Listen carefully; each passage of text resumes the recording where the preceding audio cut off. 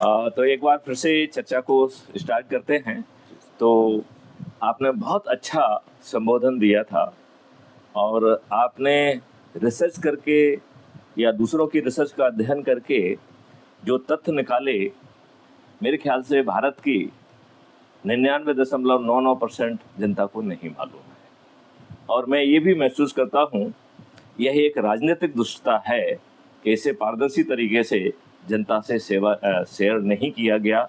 कुछ दुष्ट राजनेताओं ने इसे अपनी व्यक्तिगत जो है संपत्ति मान लिया। मुझे लगता है ये समय है कि हम उनकी इस बात के लिए भर्त्सना करें, और इस भर्त्सना के साथ मैं आपसे अनुरोध करता हूं कि एक बार उसको रिकैप कर देंगे तो वो रिकॉर्ड पे आ जाएगा। धन्यवाद सर। लब्बो लोग जो पूरी की पूरी प्रेजेंटेशन का ये था कि पिछले 2000 साल की रिकॉर्डेड हिस्ट्री में भारत दुनिया की टोटल जीडीपी का, समृद्धि का 25% से कम कभी नहीं रहा। वाह। बावजूद इसके कि भारत पे अनंत अटैक हुए हैं, शकों का, हूणों का, कुषाणों का, मंगोल का, पर्शियंस का, ग्रीक्स का, और उनकी सत्ता भी यहाँ रही। तो यहाँ धर्म भी बदले हैं, यहाँ सत्ताएं भी बदली हैं, यहाँ राजा भी बदले हैं, यहाँ व्यवस्थाएं भी बदली हैं, परंतु भारत की जो समृद्धि है वो अक्षुण्ण रही। वो कभी भी 25% से कम नहीं रही।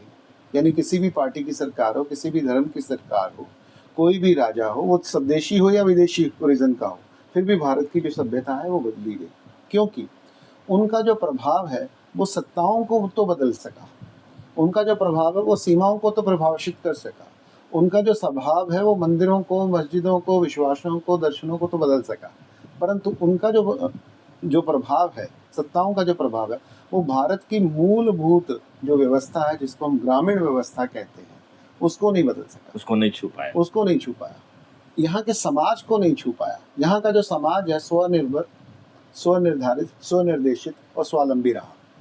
और वो कौन सी इसका कारण क्या आप ये मानते हैं कि there was no scope for intrusion और दे हैव नॉट अटेम्प्टेड? नहीं, वो जो उसका था, वो उनको इंक्लूड करने का उनके पास स्पेस था। स्पेस कहाँ होता है? अपने से कमज़ोर, अपने से वीक सभ्यता में आप इंक्लूड कर सकते हैं, परंतु वो जो सभ्यता थी वो उनसे कहीं ज़्यादा, उनकी क्षमता से कहीं ज़्यादा थी।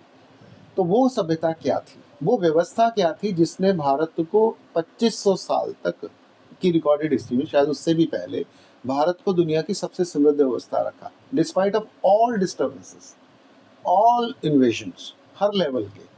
परंतु ये जो स्थिति है ये अंग्रेज़ों के आने के बाद बदल गई, बिकॉज अंग्रेज पहले थे जो यहाँ की व्यवस्था में इंक्लूड कर गए, और उनका जो इंक्लूजन था वो आर्म से नहीं था, वो वेपन से नहीं था, वो बुलेट से नहीं था, वो इंटेलेक्ट से नहीं था, वो साइंस से भी नहीं था, वो टेक्नोलॉजी से भी नहीं था। दूसरे शब्दों में कहें कि अंग्रेज़ों के भारत में आने से पहले भारत के 5.5 लाख गांव स्वतंत्र थे, स्वावलंबी थे।